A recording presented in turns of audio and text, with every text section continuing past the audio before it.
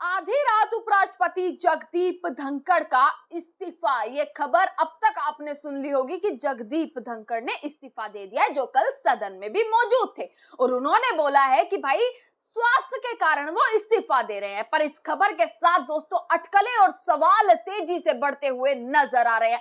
अटकलें अब तेज हो चुकी है क्योंकि बहुत सारे अंदर के राज जो है वो निकल कर आए हैं और इसी के साथ एक बड़ी खबर ये बन जाती है कि क्या अब जगदीप धनखड़ के इस्तीफे के बाद अब बारी है नरेंद्र मोदी के इस्तीफे की। दोस्तों ये अटकलें जो है वो लगाई जा रही हैं कि अब भारतीय जनता पार्टी में इस तरीके से फूट पड़ चुकी है, नाराजगी इस तरीके से है कि एकदम से क्या एक खबर निकल कर आएगी कि इसी तरीके से इस देश के प्रधानमंत्री भी इस्तीफा देंगे। ये सारी चीजें जो है वो अब सवाल के रूप में सामने आती जा रही है। दोस्तों आज आपको मैं बहुत सारी चीज बताने वाली हूं, आप पूरी इस वीडियो को एंड तक जरूर देखिएगा।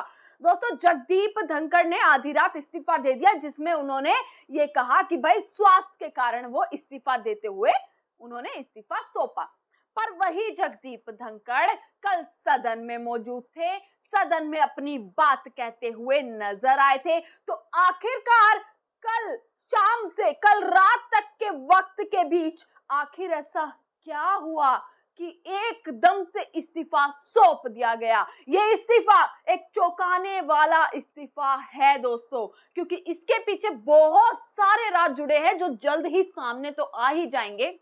हालांकि जगदीप धनखड़ ने स्वास्थ्य का कारण दिया, पर स्वास्थ्य के कारण के अलावा विपक्ष के नेता हर कोई जो कल पूरा सदन में चीजें उन्होंने देखी, जगदीप धनखड़ और भाजपा के साथ उन्होंने जो चीजें देखी हैं, जो तालमेल वाली तमाम चीजें देखी कि कैसा रवैया रहा, क्या नाराजगी रही, वो सारी अब लीक हो चुकी है पूरी की पूरी। अब दोस्तों बताया जा रहा है कि अगला नंबर किसका है।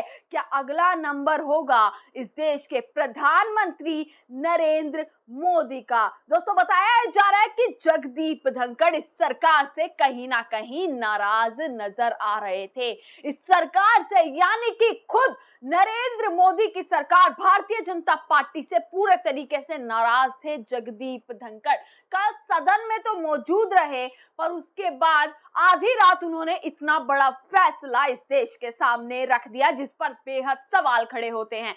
आज दोस्तों मैं आपको कुछ ट्वीट्स ऐसे दिखाने वाली हूं जिसमें अंदर की बातें छिपी हुई हैं कि आखिर सारी की सारी चीजें आखिर हुई क्या थी। जयराम रमेश ने एक बहुत बड़ा खुलासा दोस्तों किया है और यह खुलासा ऐसा है जिसके बाद अटकलें तेज हो जाती हैं कि क्या वाकई में इस्तीफा दिया है या इस्तीफा लिया गया है। ये दो सवाल एक प्रश्न चिन्ह के रूप में खड़े हो जाते हैं सामने। दोस्तों जयराम रमेश का ट्वीट मैं आपको पढ़वा रही हूँ, वो ट्वीट आप जरूर ध्यान से पढ़िएगा क्योंकि वो कल सदन में ही मौजूद थे, तो उन्होंने सारी चीजें देखी और बकायदा उन्होंने कल शाम जगदीप धनखड़ से बातचीत भी करी है। यानी कि जगदीप धनखड़ से बातचीत करी, तब तक ऐसी कोई खबर नहीं आई थी, पर आधी रात ये खबर आ जाती है जिसके बाद सबको एक हैरानी हुई है कि आखिर ऐसा कैसे हो गया। जयराम रमेश जो लिखते हैं, क्योंकि वो कल वहां पर मौजूद थे, कल दोपहर 12:30 बजे श्री जगदीप धनखड़ ने राज्यसभा की कार्य मंत्रणा समिति की अध्यक्षता की। सदन में मौजूद थे, यानी कि इस बैठक में सदन के नेता जेपी नड्डा और संसदीय कार्य मंत्री किरण रिजिजू समेत ज्यादातर सदस्य मौजूद थे। थोड़ी देर की चर्चा के बाद तय ये हुआ था कि अगली बैठक शाम को 4:30 बजे होनी है, क्योंकि आपने कल जेपी नड्डा और किरण रिजिजू की जो है पूरी की पूरी मैंने आपको दिखाई भी थी कि उन्होंने क्या क्या चीजें बोली हैं। और जगदीप धनखड़ कल किस तरीके से ये भी नजर आ रहे थे कि हाँ विपक्ष की वो सुन रहे हैं, विपक्ष का कहीं ना कहीं वो पक्ष लेते हुए कल नजर आ रहे थे। विपक्ष जिस तरीके से बार बार कह रहा था कि हम इस मुद्दे पर बातचीत करना चाहते हैं, तो जगदीप धनखड़ कल उस चीज को सुनते हुए नजर आए थे। क्या ये भी एक कारण हो सकता है जिसके बाद सवाल खड़ा हो जाता है कि ये इस्तीफा इतना मजबूरी में क्यों लिया गया, क्योंकि कार्यकाल तो उनका 2027 तक था। जयराम रमेश आगे लिखते हैं 4:30 बजे बैठक जो है वो तय होनी थी। शाम 4:30 बजे धनखड़ जी की अध्यक्षता में समिति के सदस्य दोबारा बैठक के लिए इकट्ठा होते हैं। सभी नड्डा और रिजिजू का इंतजार कर रहे थे शाम, यानी कि सुबह तो वो मौजूद थे, जब जगदीप धनखड़ के सामने वो सब मौजूद थे, पर शाम को वो नहीं आए। हैरानी की बात ये थी कि उन्होंने धनखड़ जी को भी व्यक्तिगत रूप से नहीं बताया कि वो दोनों मंत्री बैठक में नहीं आएंगे। स्वाभाविक रूप से उन्हें इस बात का बुरा लगा और उन्होंने बीएसी की अगली बैठक आज दोपहर तक के लिए 1 बजे तक के लिए टाल दी थी। इससे साफ है कि कल दोपहर 1 बजे से लेकर शाम 4:30 बजे के बीच बहुत सारी चीजें हुई हैं। कुछ ऐसी गंभीर बात सरकार और जगदीप धनखड़ के बीच कोई गंभीर बात ऐसी हुई है जिसके कारण उन्होंने ये इस्तीफा दिया है, जिसकी वजह से जेपी नड्डा और किरण रिजिजू ने जानबूझकर शाम की बैठक में हिस्सा नहीं लिया। दोपहर और शाम जब वो नहीं है उसके बीच ऐसी कोई गंभीर बात जरूर हुई है, और उस गंभीर बात के बाद तुरंत एकदम इस्तीफा दे देना कहीं ना कहीं तो दोस्तों चौंकाता है, कहीं ना कहीं तो एक संशय पैदा करता है। अब एक बेहद चौंकाने वाला कदम उठाते हुए जगदीप धनखड़ ने अपने पद से इस्तीफा दे दिया। हालांकि उन्होंने अपनी इस वजह सेहत को अपनी वजह बताया है, इस्तीफे की वजह, हमें इसका मान रखना चाहिए, लेकिन इसके पीछे और गहरे कारण है दोस्तों। वो कारण तो देखिए जल्दी उजागर हो ही जाएंगे, जल्द ही जो है वो कारण पता लग जाएंगे, क्योंकि ये बोला जा रहा है कि फूट जो है वो नजर आई भारतीय जनता पार्टी, इस सरकार नरेंद्र मोदी और जगदीप धनखड़ के बीच फूट नजर आई। और जगदीप धनखड़ जिस तरीके से अब इस सरकार का पक्ष ना लेते हुए, उनकी बात ना सुनते हुए, मतलब अपने अकॉर्डिंग जो काम कर रहे थे ना, क्या वही एक कारण है?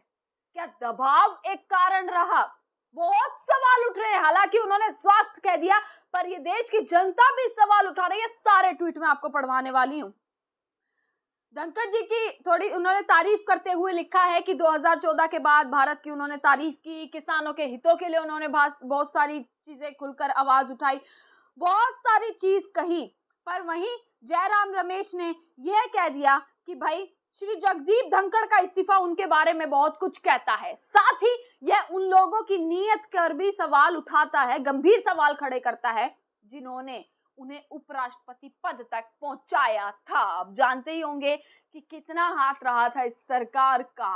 अब क्या दबाव बनाया गया इस्तीफे के लिए? क्योंकि जो दूसरा तथ्य है, पहला तथ्य तो मैंने आपको बताया कि कुछ गंभीर बात सरकार के साथ हुई जिसकी वजह से जगदीप धनखड़ ने इस्तीफा दिया, ऐसा हो सकता है।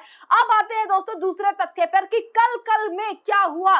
जो जगदीप धनखड़ ये सोचकर बैठे थे दोस्तों 23 तारीख को उन्हें जयपुर जाना था, यानी कि उनका पूरा जो शेड्यूल था वो तय था कि 23 तारीख को वो जयपुर भी जाने वाले हैं। जब वो पहले से ही जानते थे वो 23 को जयपुर जाने वाले हैं, तो आखिरकार ऐसा एक दिन के भीतर पहले ही दिन जो सदन चली, आखिरकार ऐसा क्या हुआ कि उन्होंने इस्तीफा सौंप दिया? ये बेहद बड़ा सवाल खड़ा करता है दोस्तों। आप यहाँ पर देखिए कि जयपुर का उनका पूरा शेड्यूल तय था कि वो जयपुर जाने वाले हैं, और वो ये जानते थे, और ये जानते हुए भी उन्होंने एकदम से इस्तीफा दे दिया। क्या स्वास्थ्य का कारण उन्हें तब नहीं पता था जब उन्हें ये पता था कि उन्हें जयपुर जाना है?